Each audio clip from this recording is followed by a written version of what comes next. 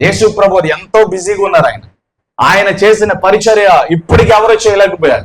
3.5 సంవత్సరాల జీవితంలో ఆయన చేసిన పరిచర్య ఏ మినిస్టర్, ఏ దైవజనుడు చేయలేకపోయాడు. హల్లెలూయా.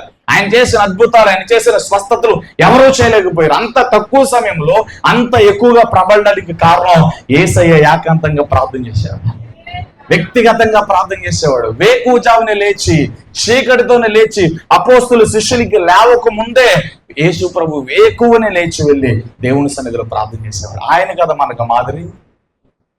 హల్లెలూయా. ఆయన కదా మనకు మాదిరి. పౌలు ప్రార్థన పరుడు, అపోస్తులు ప్రార్థన పరుడు.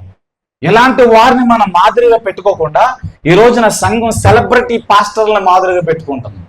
అలంకరణ విషయంలో, లోకానుసారమైన కార్యకలాపాల విషయంలో మాదిరిగా పెట్టుకుంటది. ఆ అపోస్తులుడు, ఆ యేసయ్య అన్ని గంటల ప్రార్థన చేశాడు, నేను కూడా ఇన్ని గంటల ప్రార్థన చేస్తానని పోటీ పడరు.